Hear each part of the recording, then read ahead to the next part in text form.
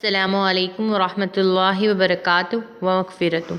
Welcome to SDMA's Boys English Medium Primary School. Standard 7.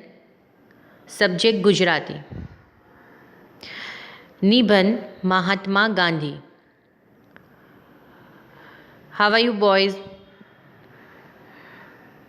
Hope you all are well. Today we are going to start new essay Mahatma Gandhi. So let's start the essay Mahatma Gandhi. મહાત્મા ગાંધીનો જન્મ 2 October 1869ના રોજ પોરબંદરમાં થયો હતો. તેમનું પૂરું નામ મોહનદાસ કરમચંદ ગાંધી. તેમની માતાનું નામ પુતળીબાઈ હતું. બાળપણમાં તેમણે હરિશ્ચંદ્ર નાટક જોયું અને શ્રવણની વાર્તા વાંચી. તેમના હૃદય પર ઊંડી અસર થઈ. તે દિવસથી તેમણે સાચું બોલવાનો અને મા બાપની સેવા કરવાનો નિર્ધાર કર્યો.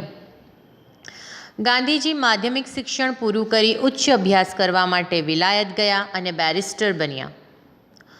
મહાત્મા ગાંધીનો જન્મ ક્યારે થયો હતો? 2 ઓક્ટોબર 1869ના રોજ પોરબંદરમાં, ગુજરાતના પોરબંદરમાં થયો હતો. એમનું નામ હતું મોહનદાસ કરમચંદ गांधी.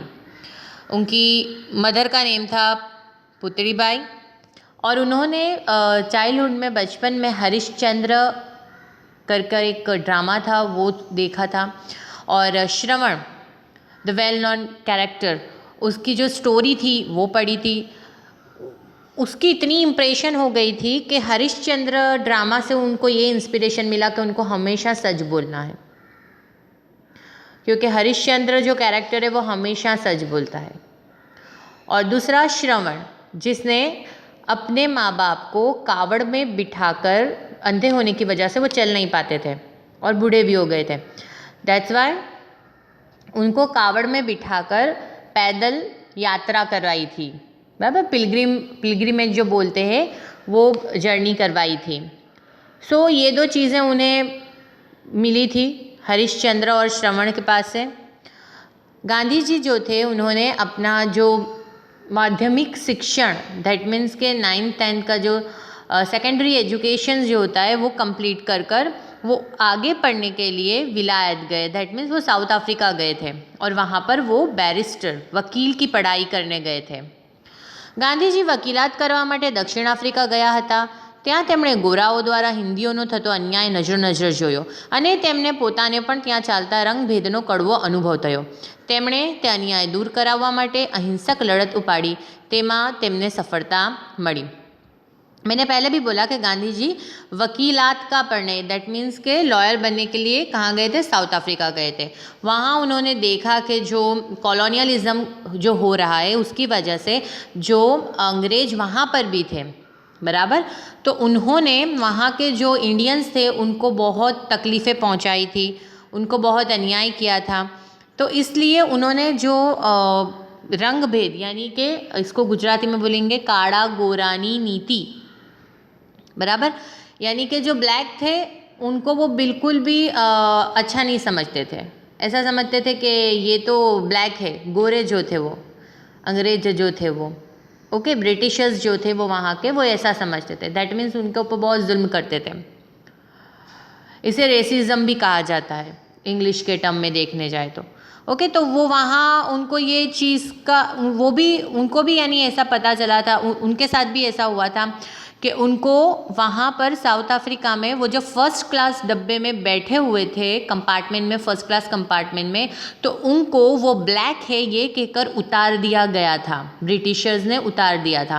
दैट्स वाई ये जो इंसिडेंट्स उनके साथ बना था उससे बहुत ज़्यादा हर्ट हुए थे गांधी जी, और उन्होंने वहाँ पर ये चीज़ों को दूर करने के लिए नॉन वायलेंस की एक लड़त चलाई थी, बराबर, और उसमें उन्हें सक्सेस भी मिली थी. ત્યાર પછી ગાંધીજી દક્ષિણ આફ્રિકાથી ભારત પાછા આવ્યા. ભારતમાં તે વખતે અંગ્રેજોનું શાસન હતું. ભારતને અંગ્રેજોની ગુલામીમાંથી મુક્ત કરવા માટે ગાંધીજીએ દેશવ્યાપી આંદોલન શરૂ કર્યું. અહિંસા અને સત્યાગ્રહ તેમના શસ્ત્રો હતા. દેશની જનતા અને અનેક દેશ નેતાઓએ તેમને તન, મન અને ધનથી સાથ આપ્યો. અંગ્રેજોએ તેમને ઘણીવાર જેલમાં પૂર્યા, પણ તેઓ હિંમત હાર્યા નહીં. છેવટે સૌના પ્રયત્નોથી ભારતને 1947માં આઝાદી મળી. गांधी जी ने जो दक्षिण साउथ अफ्रीका में जो नॉन वायलेंस की जो लड़त चलाई थी, जो क्रांति करी थी, उससे सब उनको वहाँ पर सक्सेस मिली थी। फिर वो यहाँ पर साउथ अफ्रीका से रिटर्न इंडिया आए। उन्होंने यहाँ पर भी देखा कि यही चीज़ें हैं, वही ब्रिटिशर्स जो है वो रूल कर रहे हैं और उन्होंने हमको गुलाम बना दिया है। तो उनकी गुलामी में से छूटने के लिए गांधी जी ने आंदोलन किया, बराबर, मूवमेंट चलाई। और उसके अंदर दो ही चीज़ें थी, एक थी सत्याग्रह और एक था नॉन वायलेंस। और देश की जो जनता थी, जो आवाम थी, उन्होंने ये जितनी भी गांधी जी जो एक्टिविटी कर रहे थे उसमें उनका साथ दिया। कितनी बार अंग्रेज़ों ने गांधी जी को जेल में भी पूर दिया, पर वो कभी भी गांधी जी हिम्मत हारे नहीं, कभी भी उन्होंने वायलेंस नहीं करा, हमेशा नॉन वायलेंस और जो सत्य, अहिंसा और सत्य, ये दो उनके शस्त्र थे, बराबर। नॉन वायलेंस एंड ट्रूथ, ये दो के थ्रू ही उन्होंने इंडिया को आज़ाद कराया था। और हमको आज़ादी मिली 1947 15 ऑगस्ट। ગાંધીજીએ અમદાવાદમાં પહેલાં કોચરબમાં અને પછી સાબરમતી નદીને કિનારે આશ્રમની સ્થાપના કરી। તેઓ સાદાઈથી રહેતા, ગમે તેટલું કામ હોય છતાં તેઓ સવાર સાંજ પ્રાર્થના કરતા। તેમની પ્રાર્થના સભામાં અનેક લોકો આવતા। તેમને કવિ નરસિંહ મહેતાનું ભજન વૈષ્ણવ જન તો તેને રે કહીએ અતિ પ્રિય હતું। તેઓ દરરોજ રેટીઓ કાઢતા અને તેમને પોતાની આત્મકથા લખી છે, જે સત્યના પ્રયોગો નામે જાણીતી છે। તેમના પત્નીનું નામ કસ્તુરબા હતું। તેમણે પણ ગાંધીજીને આઝાદીની લડતમાં ઘણો सहकार આપ્યો હતો। ओके, गांधी जी पहले कहाँ रहते थे? अहमदाबाद में कोचरब में, और साबरमती नदी के किनारे उन्होंने ये आश्रम बनाया हुआ था। बहुत सिंपल लिविंग, यानी लाइफस्टाइल उनकी बहुत सिंपल थी, बराबर। कितना भी काम हो, वो सुबह और शाम उनकी प्रार्थना जो थी वो जो भजन बोलते हैं वो करते थे। और बहुत सारे लोग उनके भजन सभा में, प्रार्थना सभा में आते थे। उनको कवि नरसिंह मेहता का एक भजन बहुत पसंद था, वैष्णव जन तो तेने रे कहिए जे पीड़ पराई जाने रे। वो बहुत अच्छा लगता था उनको। वो रेटियाँ जो है वो काट कर सूतर बनाते थे, उसके कपड़े बनाते थे। और उन्होंने अपनी ऑटोबायोग्राफी भी लिखी है, सत्यना प्रयोगो, बराबर, जो पढ़ने जैसे। अगर आप फ्री हो तो ये पढ़ना, बहुत अच्छी है ये सत्यना प्रयोगो, जो इनकी जो ऑटोबायोग्राफी है वो। उनकी पत्नी का नाम कस्तूरबा था और उन्होंने भी गांधी जी को बहुत साथ दिया था। 30 જાન્યુઆરી 1948ના રોજ ગાંધીજી દિલ્હીમાં પ્રાર્થના સભામાં જતા હતા, ત્યારે નાથુરામ ગોડસે નામના એક યુવાને તેમને ગોળીઓથી વીંધી નાખ્યા। આથી વિશ્વભરમાં લોકોને ભારે આઘાત लाग्यो। તેમની સમાધિ દિલ્હીમાં આવેલી છે, તે રાજઘાટ તરીકે ઓળખાય છે। उनकी डेथ कैसे हुई? 13 जनवरी 1948 के अंदर दिल्ली के अंदर वो प्रार्थना सभा में जा रहे थे, जब नाथुराम गोडसे नाम का एक युवान था, यानी कि यंग पर्सन था, उसने उनको गोली मार दी थी, बराबर। और उनकी समाधि, यानी कि उनको कहाँ पे दफनाया है? दिल्ली में, और वो राजघाट के नाम से जाना जाता है।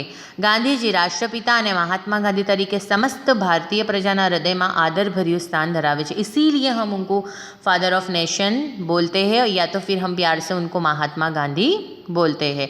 और वो आने वाली जितने भी लोग आएंगे वो हिस्ट्री में महात्मा गांधी के बारे में पढ़ेंगे और वो उनका नाम ऊंचा होगा।